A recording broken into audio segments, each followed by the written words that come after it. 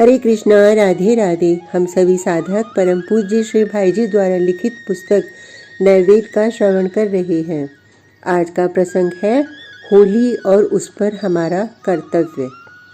इसमें कोई संदेह नहीं कि होली हिंदुओं का बहुत पुराना त्यौहार है, परंतु इसके प्रचलित होने का प्रधान कारण और काल कौन सा है, इसका एक मत से अभी तक कोई निर्णय नहीं हो सका। पर आजकल यह जिस रूप में मनाया जाता है, उससे तो देश, धर्म और मनुष्य जाति को बड़ा ही नुकसान हो रहा है। संस्कृत में होलिका अधपके अन्न को कहते हैं। वैद्यक के अनुसार होला स्वल्प वात है और मेद, कफ और थकावट को मिटाता है। होली पर जो अधपके चने या गन्ने लाठी में बांधकर जलती हुई होली की लपट में सेक कर खाए जाते हैं, उन्हें होला कहते हैं। कहीं कहीं अधपके नए जौ की बालें भी इसी प्रकार सेकी जाती हैं।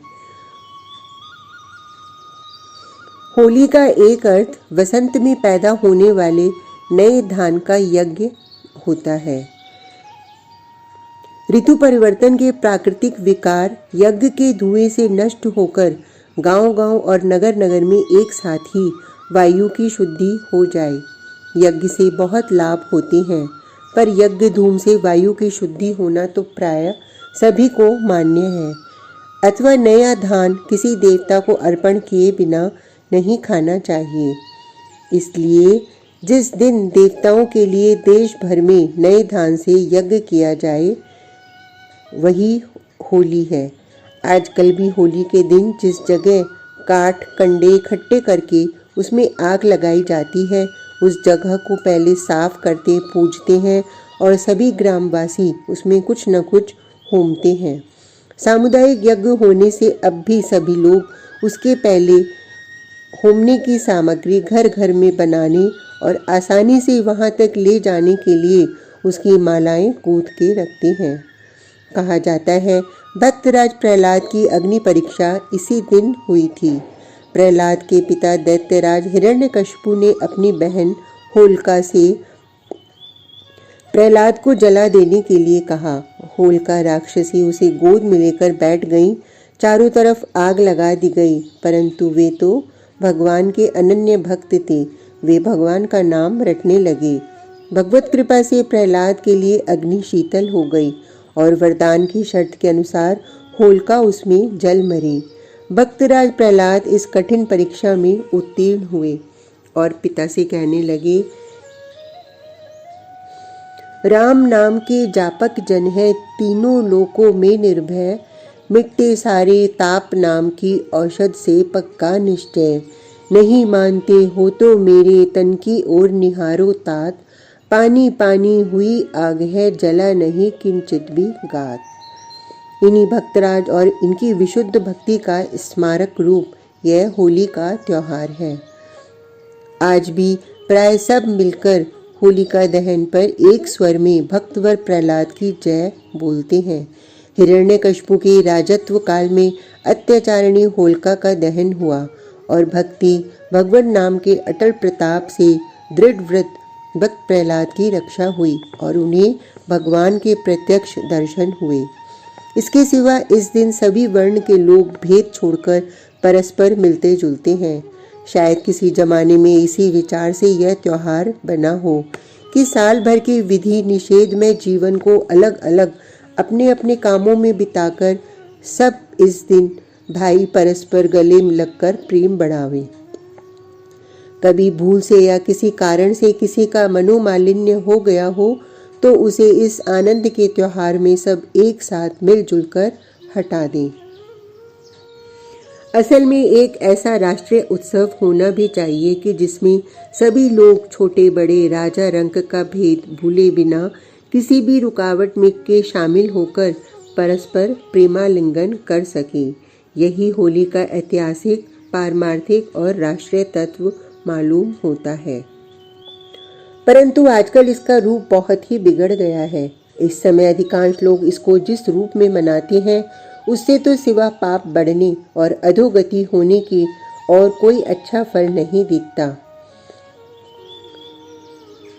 स्त्रियों को देखकर बुरे बुरे इशारे करने और आवाज़ लगाने, डफ बजाकर बुरी तरह से नाचने, गंदी गंदी चेष्टाएं करने, भांग, गाजा, सुल्फा आदि पीते और खाते हैं। कहीं कहीं शराब और वेश्याओं तक की धूम मची होती है। सारी स्त्रियों के साथ निर्लज्जता से फाक खेलते और गंदे गंदे शब्दों की बौछार करते हैं। राख, मिट्टी और कीचड़ उछालते हैं। मुंह पर स्याही, कालिक या नीला रंग पोत दिया जाता है। कपड़ों पर और दीवारों पर गंदे शब्द लिख दिए जाते हैं। कहीं कहीं पर जूतों की हार बनाकर गहने पहनाई जाती हैं। लोगों के घरों पर जाकर गंदी आवाज़ें लगाई जाती हैं। फल क्या होता है? गंदी और अश्लील बोलचाल और गंदे व्यवहार से ब्रह्मचर्य का नाश होकर स्त्री पुरुष व्यभिचार के दोष से दोषी बनते हैं। हमारे शास्त्र भी कहते हैं, किसी भी स्त्री को किसी अवस्था में भी याद करना, उसके रूप गुणों का वर्णन करना, स्त्री संबंधी चर्चा करना या गीत गाना, स्त्रियों के साथ ताश, चौपड़, फाग आदि खेलना, स्त्रियों को देखना, स्त्री से एकांत में बातें करना, स्त्री को पाने के लिए मन में संकल्प करना, पाने के लिए प्रयत्न करना, सहवास करना, ये 8 प्रकार के मैथुन विद्वानों ने बतलाए हैं। कल्याण चाहने वालों को इन 8 से बचना चाहिए।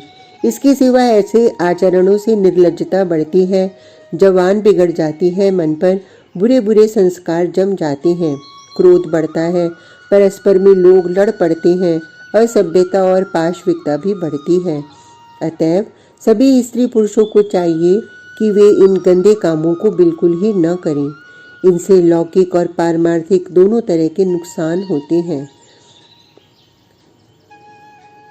केवल यही काम करें। फागुन सुदी 11 को या और किसी दिन भगवान की सवारी निकालनी चाहिए, जिसमें सुंदर सुंदर भजन और नाम कीर्तन हो। सत्संग का खूब प्रचार किया जाए। स्थान स्थान में इसका आयोजन हो। सत्संग में ब्रह्मचर्य, अक्रोध, क्षमा, प्रमाद के त्याग, नाम महात्म्य और भक्ति की विशेष चर्चा हो। भक्ति और भक्त की महिमा के तथा सदाचार के गीत गाए जाएं। फागुन सुदी 15 को हवन किया जाए। श्रीमद् भागवत और श्री विष्णु पुराण आदि से प्रहलाद की कथा सुनी और सुनाई जाए। साधकगण एकांत में भजन ध्यान करें। श्री श्री चैतन्य देव की जन्म तिथि का उत्सव मनाया जाए। महाप्रभु का जन्म होली के दिन ही हुआ था। इसी उपलक्ष्य में मोहल्ले मोहल्ले घूम घूम कर नाम कीर्तन किया जाए। घर घर में हरि नाम सुनाया जाए। धुरंडी के दिन ताल, मृदंग और झांझ आदि के साथ बड़े जोर से नगर कीर्तन निकाला जाए, जिसमें सब जाति और सभी वर्णों के लोग बड़े प्रेम से शामिल हों। यही हमारा कर्तव्य है। आज का प्रसंग इतना ही। कल तक के लिए हरे कृष्णा, राधे राधे।